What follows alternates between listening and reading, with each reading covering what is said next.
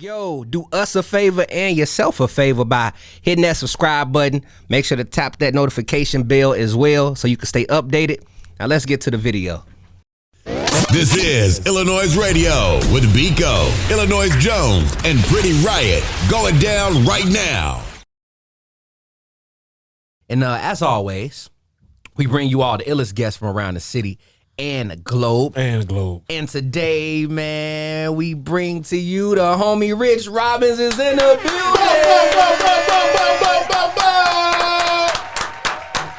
Happy to be here, y'all. iLLANOiZE, bro. I'm so honored right now. The amount of hours that I have spent watching y'all, and then to be here, it's a bucket list. This is a bucket list thing for me. So thank y'all, man. Listen, thank y'all. Appreciate you coming and having time. Bekoe, I've mentioned you 100 times about getting you to come through, and now we finally got you here. Yeah, we here. Yeah. It's been a minute, man. How you feeling? Bro, I feel great. It's been a good summer. It's been a healthy summer, which, you know, God is good for that. And it's been a productive summer so far. So, you know, really, like, shout out to the universe, Most High, the source, whatever you call it, is looking out right now, you know. So when you say healthy summer, break that down for the listeners. Like, how has it been a healthy summer for you? What have you changed? Your diet? Like, what's going on to make this summer a healthy one for you? I think this is the summer that I've been the most intentional about what I'm putting into my body, and really just like, you really are what you consume, you know what I'm saying? And so, like, if I'm consuming dead things, I'm gonna feel that way, you know. And if I'm consuming things that weren't treated right in their life, I'm gonna feel that at some point, you know what I'm saying? And so being conscious about that, you know, cutting back a little bit on smoking, you know, as reluctant as I gotta be with that, right. you know. Yeah, hey, you know, you're right, but I think it's more of like this has been a more disciplined summer for me, and I'm seeing the reward for that, you know. So what was it that made you feel like you had to move in this direction? So a few, maybe like a year or two ago, I had a back injury from lifting weights, and that kind of changed my whole perspective on how I treat my body. Cause I just go into the gym and just do whatever, you know. And I hurt my back, and it left me immobile for a little while. And I've never been in a situation where that happened before. I'm always on the move, you know. So the fact that I couldn't even get out of bed right, and I needed help to the bathroom, bro. Like, it was wild. And I'm young, you know, so I'm not supposed to be feeling stuff like that. So that got me into like things like yoga, things more like deeper into my meditation journey, you know, and just being in tune with my body and really checking in, like, from head to toe. We good today? Cool. Let's keep it moving, you know. If that didn't happen, would you have ever even seen yourself doing yoga? Changing your diet and changing your smoke habits? Nah, bro, because I took it all for granted, because it wasn't even on my radar. I think as somebody being young, you think you're invincible, you know, and it's not until something really humbles you and humbles your body that you're like, oh, like I've seen this in other people before in my life, and now it's my turn, you know. And so now I got to take care of myself, and I'm trying to be here for a long time, you know what I'm saying? So I got to start. The earlier I start, the better. That's very true, my brother. I mean, I feel like we all been on like our health. Me and Jones, we bike boys. You know, we've been cycling through the city, putting miles on the bike. So I feel like this year is like the year of health. Because health is literally wealth. And I'll be seeing you in the gym. On top of that, the music you make, it's all positive. Is nothing derogatory about what you put out. I can tell that it comes from the heart. Like when you're writing, do you even write your music, or do it just come straight from the top? That's funny, bro.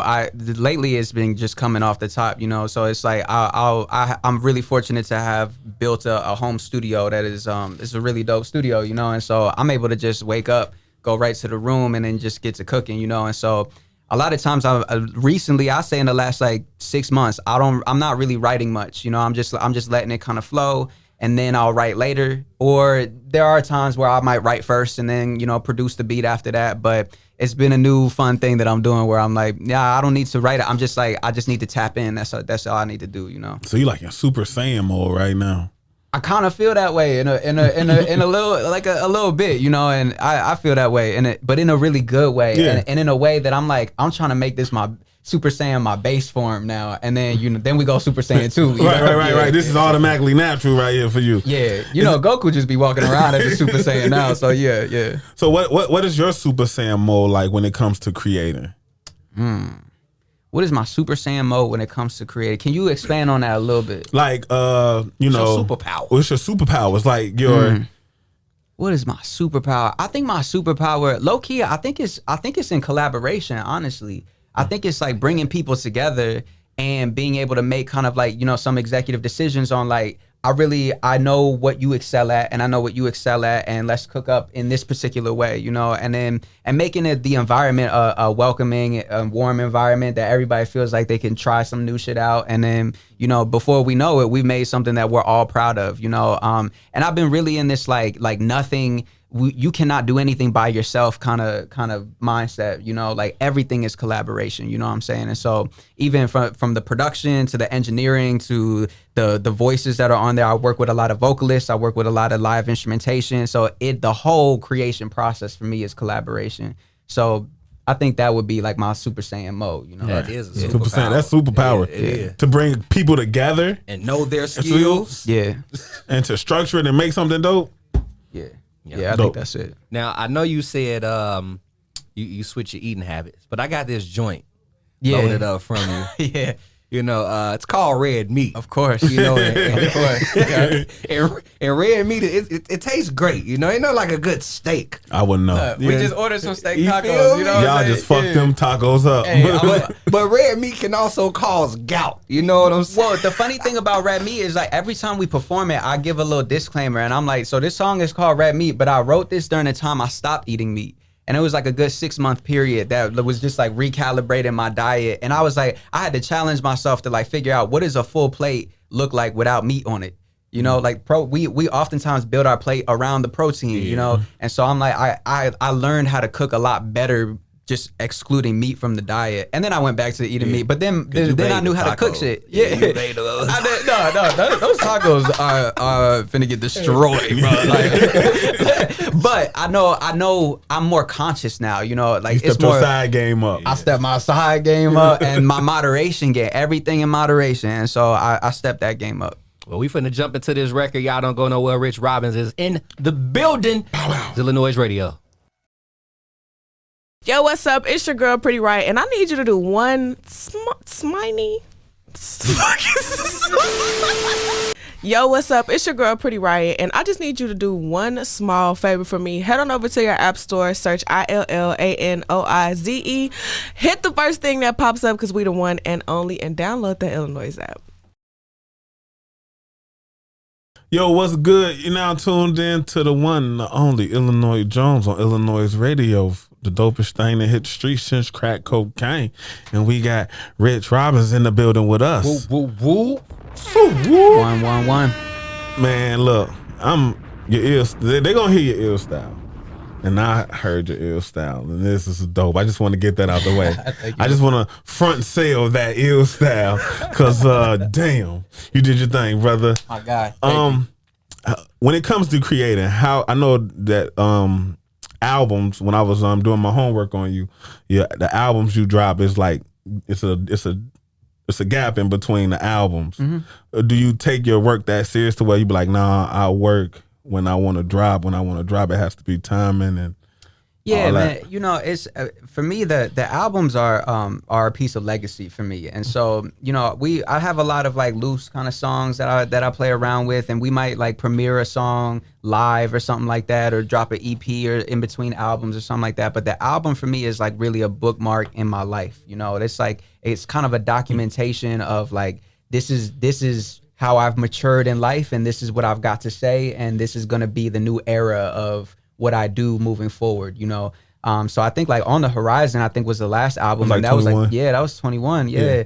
But it's funny though, bro, because like it's not like there's been a lack of production. No. You got singles out. You got Soft and Tender that came out last year. Exactly. I did my homework, brother. Oh, yeah. But that's and I love that. I kind of. There's a lot that I don't like about, you know, the landscape of music and streaming and everything. But what I do love about it is that it allows me to get, you know, it gives me time to build a whole project out, you know, and in the meantime, I could like serve people like these EPs Tidbits. and things like that. Yeah. Keep them interested. Now, I didn't expect the Soft and Tender EP to do what it did, you know, Man, like I didn't. That became a whole. Look what you turned it into. That shit's tough. And so I didn't expect that necessarily. You know, I didn't expect the whole TV show to be turned, you know, to be made out of that. I didn't expect like Metro and all of those things to happen, you know. And so for the fact that all of that's happening off of EP, I'm like, damn, when the album comes out, I feel like people really, really gonna be tuned into what we got to do. You know? What was the idea behind creating Soft and Tender?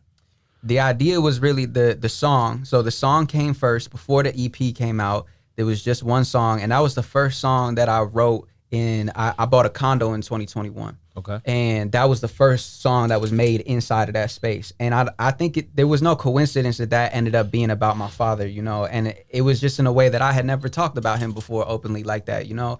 And so I was like, this is so genuinely me. I want to keep on building this. My homie was listening to Soft and Tender. We was on the couch and he was like, yo, what if you turn this into something? You know, like I find myself in this. I know other black men are gonna find themselves in this. What if you turned it into like a podcast or like? And I was like, well, what if it was like a show? What if it was like LeBron's The Shop? What if it was like the Red Table? And then, you know, I'm the type of person that's like, I'm a dream it and then do it, you know. And so I was like, let's just figure out what do I got to do to figure that out. I need money. Let's crowdsource money, and then let's get a crew together. What was it like transitioning into going from behind the mic to staying behind the mic, but now actually being on a TV set, presenting Soft and Tender in a whole new spectrum? It's like it's so much different, and it's not different at the same time. Like, it's performance, so I'm used to that, right? Like, I'm used to being in front of people, and that's fine, and public speaking. But this, like, there was definitely a lot of imposter syndrome because I'm not a TV host, right? Like, you know, yeah, like you gotta read the script. Oh yeah, you was right. God, like Bekoe, you were on that episode, and yeah, it's like I almost think it's funny, bro, when I'm like, we're in the middle of a conversation, and then I'm like, I gotta look at the teleprompter and then read, and it's funny to me, bro, because I don't come from that world, you know, and right. so I'm like, okay, like, we here now, and we just gotta figure it out. But I think that's sometimes you just gotta do that in life. You don't need the training necessarily. You just like, I've seen a lot of TV, I perform, we can figure this out. Right. You know? What's something that you grew to love about doing the hosting thing? Like, I think it's just like holding space, bro. Like, holding space and holding people's stories too. You know, like, I learned so much about Bekoe, bro. Like, I learned so much about you when you were on the show, and now I feel like that built up a camaraderie between us. You know, and every man that comes on the show, it's like, I might not have had a conversation with you before, but when you come on the show, it's such a vulnerable space that, like, you my brother when this ends, you know, when the episode wraps, like, that's my brother. I know things about your family now, you know, and you trusted me with that. So that's my favorite thing about it. Man, that's dope. Cause I get that too. When people sit up here, it's like, it's a bond that comes out, like, genuinely a bond that you create with people. Is it people that came on the show that you grew bonds with that you wasn't even expecting to have bonds with after? Like, damn, like, I think so. Well, I expect to have bonds with everybody, but I think there's definitely some people that goes after, like, it goes further. It goes further. Yeah, like we brothers now, dude. Like, we're locked in. Like, I'm gonna call you and say happy birthday, bro. One of the participants just hit me up and is setting up a surprise birthday party for another participant, and I'm gonna be involved in that, you know. And they both were on the show, and so, like, that, I didn't know them before they were on the show. I didn't know them like that, you know. And now, like, I'm thinking of, like, you know, sentimental gifts to get, bro, like, when I pull up to the surprise joint, you know. So yeah, there are surprises that come with this line of work, and I welcome those surprises for sure. Yeah, man, I mean, it was a surprise to me, not just when you hit me up, but the way you all put things together, because it's a team behind things. I want you to shout them out momentarily, but I've always wanted to ask you, like, putting Soft and Tender series together, you kept it, like, regarding fatherhood. Yeah. We don't get that a lot, and I told you this, like, it's good to see that you wanted to spotlight fatherhood and what's taking place within a man's nature and how we're nourished as men. Yeah. So the relationship with you and your father, in a way, is that kind of like what led you to want to really push spotlighting fatherhood throughout the series? And can you share a little bit about y'all relationship as well? Definitely, man. Yeah, no, I mean, my father raised me with a very it's like a firm but gentle hand, you know, like, definitely made clear that he loved me and loves me, you know, but also, like, was hard on me in certain areas of life, because it's like, we live in the world and you got to protect yourself, and he got to protect his family, and he wants to make sure that when I'm walking out in the world, I'm making sound decisions. And so there was this, like, when I was younger, there was a lot of things that I didn't understand. But as I grew older, because he kept on being consistent with his compassion with me, you know, I was able to be like, okay, I understand that you were always coming from a place of love, and there are certain things that maybe I gotta forgive, but that's up to me, and forgiveness is in my control, you know. And so I knew that kind of story was not just unique to me. And I knew that the stories that we do get are very manufactured, you know, and they're intentional, it's institutional, and it's systemic why we think Black fathers are not involved in their sons' lives, you know, but it is the exact opposite. Like, Black fathers are more involved in their lives than their Mexican counterparts and their white counterparts when it comes to their kids' everyday lives, you know, dropping kids off at school, picking them up from activities, things like that, you know, cooking and eating with them. Black fathers are more involved than any other demographic, you know. And so I'm like, oh, once I learned that, I'm like, it's up. we about to go off now. What was it like learning that? It was like learning like a whole. It was like a new color was revealed. Like cracking the Da Vinci Code. Yeah, bro. Like, it was like this color's been sitting in front of me this whole time, and I didn't even know it was like black and white, and now it's all color. You know what I'm saying? Like, yeah. What was it like creating a space for men though? Like it's grown men being able to be vulnerable in this space and talk about childhood and not being like judged or looked at as like being like, you created a space for men to be open. Yeah, it's like it just goes against the grain, bro. Like these are people who have had very some of them have just had very complicated relationships with their father. Some of them have never talked about their father ever. You know what I'm saying? And like, they trust in this space to do it. I don't take it for granted, bro. And it's like, it's purpose. It just gives me purpose. And it's I don't know if it's God given or you know, whatever you call the universal thing that watches over us. It has instilled this purpose on me, and I accept it, and we keep it moving with it, you know. Man, that's dope as fuck. You got to tap into a music break, but before I jump into this song, Rich, it's off the EP, Soft and Tender. Mm-hmm. What did your father say about the EP and just your music in general? My father was not into my music for the longest time. Both my folks were not into it, and it is like they got a lot of religious reasons and everything. I would say in the last like 3 years, my dad surprised me. I performed at the Empty Bottle, and my dad surprised as soon as I was walking on stage, my homie was like, yo, you got a visitor here. And I look, it's my pops. Never seen me perform before. Brought him to tears seeing like everybody singing along and everything like that. And so he loves it now. And it's just a way to honor I use my music to honor my family, but also to like immortalize us, you know, like that's forever going to be out there now, you know, and nobody could take that away. And so I think we both have that understanding. That's dope as hell, man. Shout out to Pops, man. Here's Soft and Tender, off Soft and Tender EP. Y'all don't go nowhere. Rich Robbins is in the building. It's iLLANOiZE Radio. Is your business struggling? Trying to get your followers up? No problem. You can advertise with us right now. Tap that link above. Now let's get back to the show. It's iLLANOiZE Radio, Chicago's most valuable radio show. I'm your host, Bekoe, alongside my brother, Illinois Jones. And we still got our special guest in the building, known as Rich Robbins. Play some music off his Soft and Tender EP. We talked a little bit about Soft and Tender series where bro even brought me through to talk about my father. R.I.P. Rest in peace to the pops. We got Jones in here talking about his pops. And as we stated, it's a great outlet that actually shines and spotlights fatherhood instead of the negative standpoint on things. Y'all can go to Soft and Tender series right now. I want to say the first season is out. First season, all 10 episodes are on YouTube. Is there a second season coming? There's a second season coming.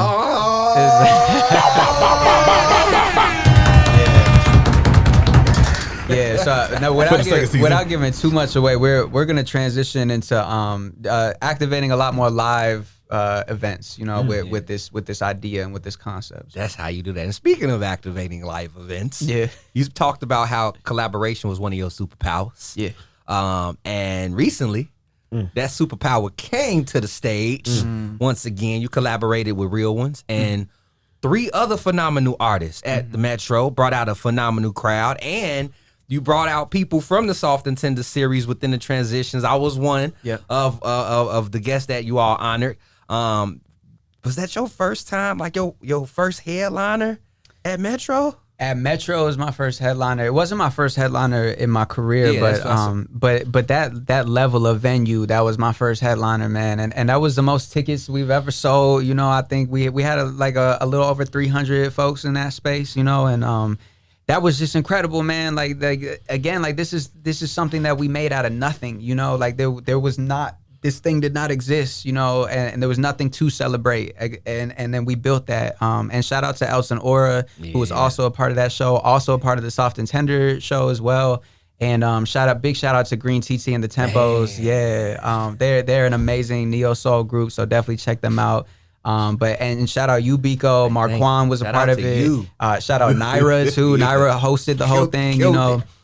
So that event was really great, and to curate that, like we premiered a music video in that space. We showed clips of the episodes. We had guest speakers. We had music. It was an event, you know what I'm saying? So, it was an experience. Yeah, it was an experience. That's what I was calling it the whole time. Like, yo, this is an experience. This is not just a concert. Yeah, you all put together a production. It felt movie-ish. Like, boom, you get the performance, then the transition into the clips of play. Yo, if you missed, because I don't want to get a sauce out. If you missed it, you just gonna have to wait to the next joint. Okay, I'm telling y'all, it might not be the same. It won't be the same. It won't be the same. So you got to get out and experience it. What was the ride home like after that show? Yeah. Oh, that's a good question. What was the ride home like?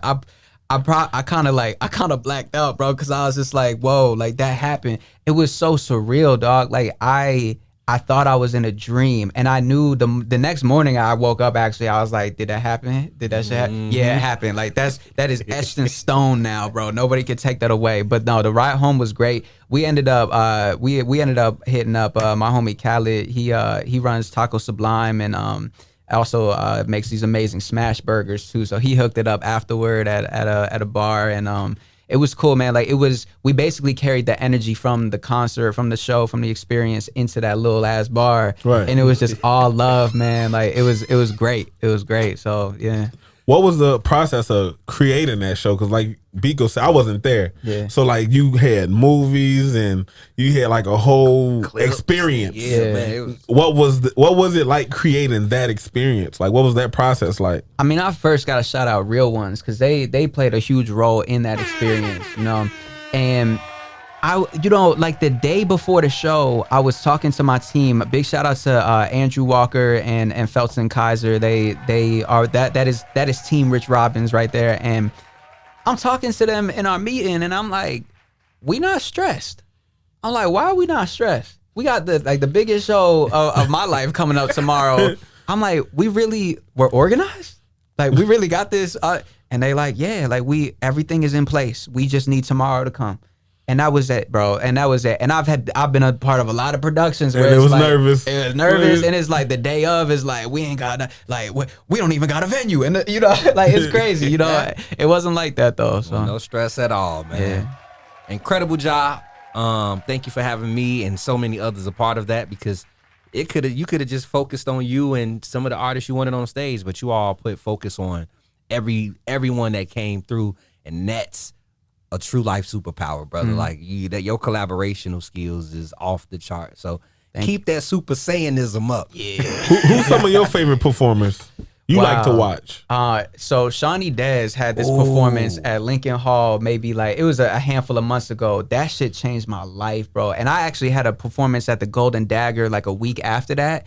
And I think it changed my whole performance, watching her be she was surrounded by amazing instrumentalists, right? Like some of the best instrumentalists I think that are in the city, but she was the main focus of it. And I'm like, it would be so easy to get consumed by all the talent on stage, but she really standing out. And I was like, I want that. I need to do that. Right. And then every show since then, I feel like we proceeded to go Super Saiyan 3 on stage, you know? No, so I say dope. Shawnee, and then there's like bigger acts, you know, like Kendrick. I saw the Mr. Morale and the Big Steppers tour, and like seeing somebody go for 2.5 hours and not mess up a single time, you know, and like have choreography and have like, that's an experience too. And so when I'm building shows, I'm like, that's our bar, that's our standard. Is like we at the United Center. I don't care if we at Metro, we at the United Center, you know, and big shout out to Metro. Like that's an amazing venue, you know, but that's how I'm thinking, you know. Yeah. That's dope. That's amazing. Now You got any other performances coming up?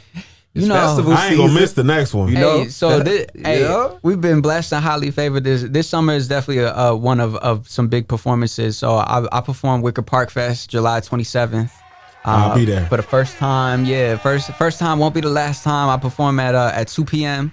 and then we do a Navy Pier in August too, and that's gonna be a lot of fun too. That's gonna be like a Rich and Friends type of event, you know. So you said August? That's August 9th. August 9th? Yeah. Oh yeah, I'm gonna be in town. Yeah. We there. We gonna light up Navy Pier, bro. And one thing we didn't touch on as we conclude things, we talked a little bit about album, and Jones was saying, like, you know, is there a specific reason towards why you know, pretty much you like quality, and how it's gaps amongst your albums. You got the EP out. Yeah. We got these Lucy's out. Yeah. And I got an exclusive that y'all gonna hear as well. Yeah. Are we working on a project, Rich? What's going on? I would say that the album is about 65% done. Ooh. And you know, the title is secure, is locked in. So I know where we're going with it. You know, I know what needs to be said, and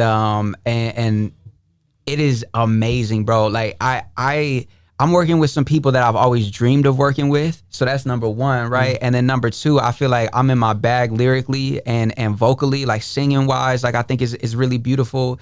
And it's past the tests that I've needed it to pass, you know, like when I'm testing music out and getting a feel for like, are my people going to really vibe with this? It's past all of that, you know? And so, yeah, we got an album. You said 60%. And what was the title?